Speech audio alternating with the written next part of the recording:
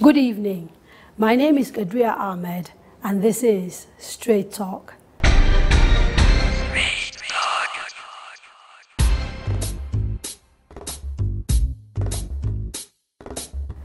My guest tonight was born to a Kalabari monarch and also professor of medical microbiology in the United Kingdom some 44 years ago.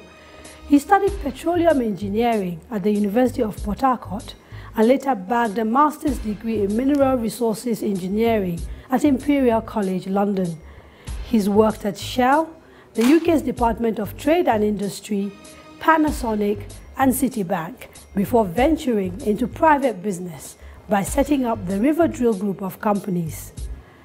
My guest came to national political limelight when in 2007 he contested for the Rivers State gubernatorial seat under the banner of the defunct Action Congress of Nigeria. He lost to the People's Democratic Party candidate Celestine Omehia.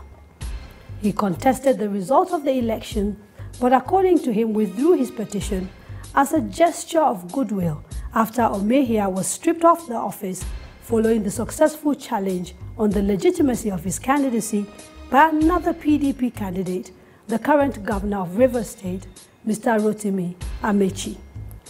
This action appeared to have cemented a good relationship between my guest and the governor. My guest subsequently joined the ruling party, the PDP. Many were therefore very surprised when he refused to leave the PDP for the Opposition All Progressives Congress, the APC, when Governor Amaechi defected.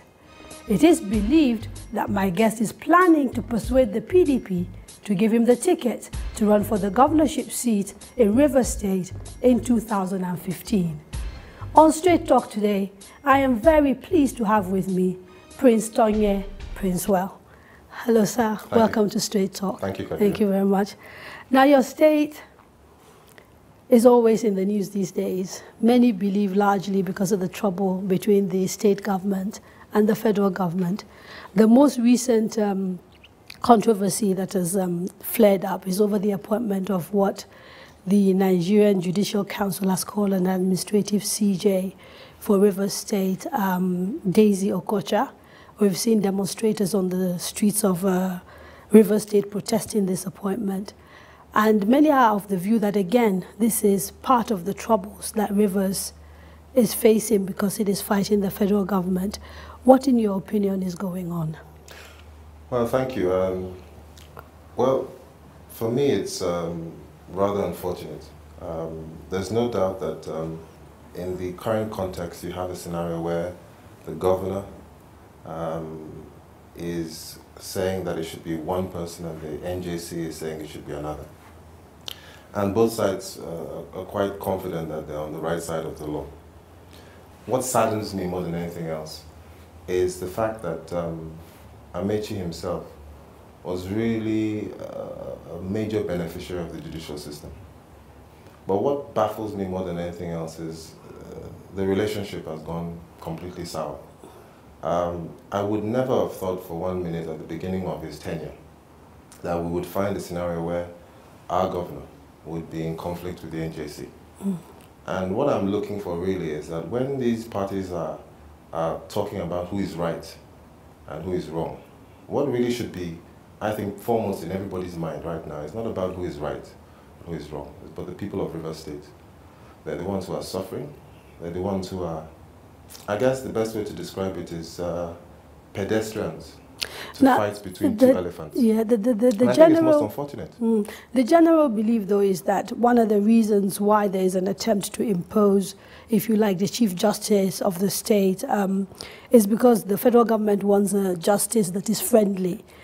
You're coming up to elections. There are things that are likely to happen that may require the intervention of the judiciary. And both parties are looking to ensure that whoever is in that place is someone friendly to them. Well, I wouldn't want to comment on speculation. I can't speak for either side.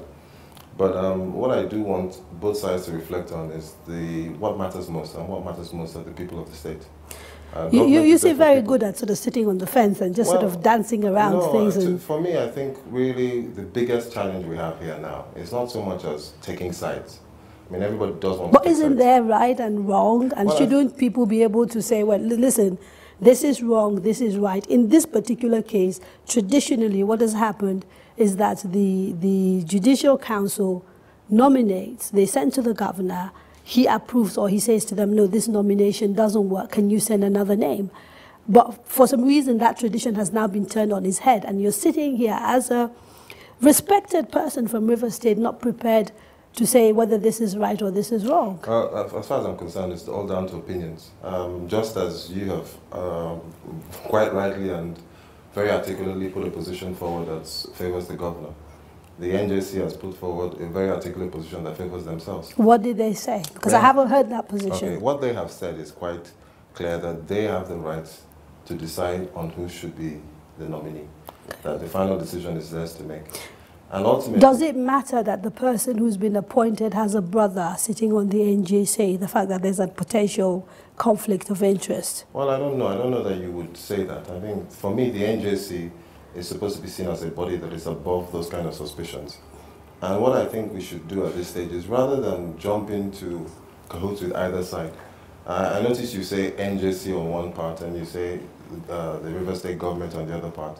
Because that is how it has shaped out. Yeah, but then suddenly you also talked about the federal government as well. Yes. Which should be a third party. But these are the allegations. Absolutely. So yes. I don't want us to engage in allegations. I think you've just said it. I'm a respectable leader. I don't think that engaging in allegations is healthy. What I think all sides should remember, and I say all sides in that there's a federal government, the people of the state, the state government, River State government. What they really should be doing at this point is thinking about what is in the interest of the people. Now, if the NJC has taken a position that is completely in conflict with what the River State government has done, then the only way this can be resolved is in the courts of law. And until that interpretation comes through, we're going to end up in this kind of a crisis. It's unfortunate, but what I want to remind both sides, especially the River State government, is that demonstrations in the state will not resolve this matter. This matter has to be resolved either in a court or in-house between parties.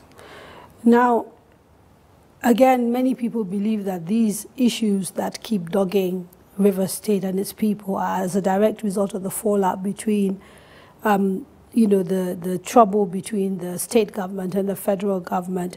You've described as a mistake the decision by Governor Rotimi Amaechi to defect from the PDP and go to the opposition APC. Why is that? Well, I'd say for a host of reasons.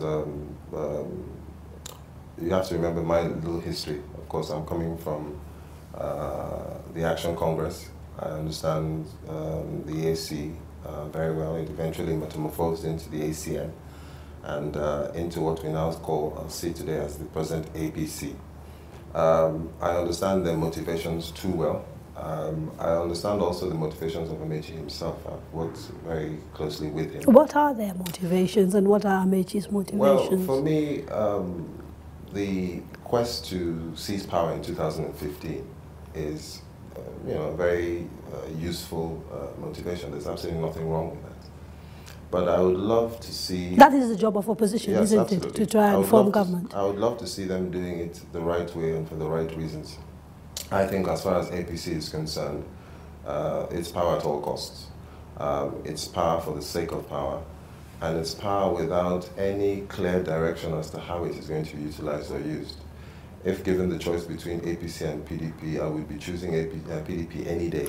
You know, I've had people from the APC sit down and use the same exact words to describe the PDP. But I'll tell you why it's different in this case. Why it's different in this case is simply that political parties don't have ideology in Nigeria, which is unfortunate. So the same applies to the PDP, it applies to APC. And if you're in power, the only thing you want to see is what is the difference between the two parties. What is the difference? And the difference between the two parties is Jonathan. One has a sitting president, the other doesn't. Well, no, not necessarily as that. Of course, that is true. But if we're looking at ideology and positioning, if we're looking at what one person or the other party believes in, everything is imbibed in the leader, in the leadership. In other words, Jonathan's policies, Jonathan's ideologies are what will pervade within PDP. And if he's not there tomorrow, then it will be the policies or the ideologies of whoever takes over. And so for me, I have very clear indication of what I'm getting from the Jonathan presidency. I have a very clear indication of what I'm getting from the PDP. But with the APC, I don't have that clear indication. Well, isn't that the part of the reason for that vagueness, the fact that they haven't still declared, you know, who their presidential candidate is going to be? And therefore, when they do, you may have actually clarity regarding what that person stands for. Well, what you just said now is actually highlighting the problem. And that a party's definition would have to wait until it chooses a presidential candidate. Well, it is the same with the party you're supporting. No, but the reason they are already defined is that they have someone in place who, according to you, influences everything to do with the party. Well, you've just hit the nail on the head. The PDP is defined. I know what I'm dealing with. I would not move from the known to the unknown. And I would have thought that APC would have been wise enough and smart enough to not repeat the same mistakes, but to actually define themselves irrespective of the candidate. They do have a manifesto which, you know, I know they've publicized and which I think is about to be formalized in a few weeks. And that manifesto sets out very succinctly their programs, which include job creation, etc., etc. But you're saying you're not convinced and you think Mr. Amaechi made a mistake. Yeah. What I'm saying, in effect, is that as we speak now, and you know, you may be optimistic about the future, but you know, I'm an optimist with an umbrella. I believe very strongly that a party needs to define itself. You can't move from the known to the unknown.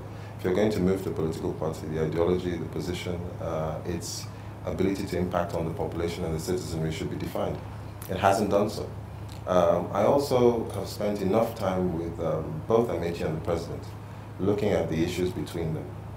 And I'm convinced, beyond reasonable doubt, that the option he chose was not the right option that he should have taken. There were several other options that could have been exhausted.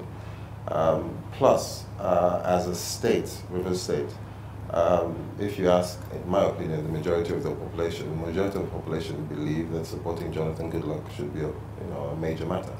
And so I would have thought that the governor would reflect on the wishes of the citizens as opposed to take the road that he has taken.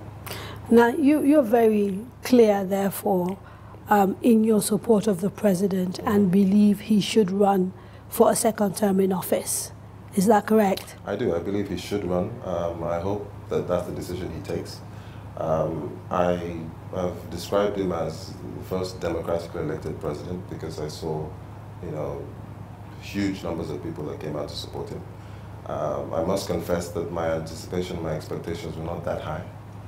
So maybe if you've sort of aimed this high and he performs a little bit higher, you're impressed. Hold that thought and let us take a break. When we return, we speak to Prince Tonye Princewill about his support for the president and the reasons why he thinks he should get a second term. We also talk to him about his relationship with former mentor, the former Vice President of Nigeria, Alhaji Atiku Abubakar. Don't go away.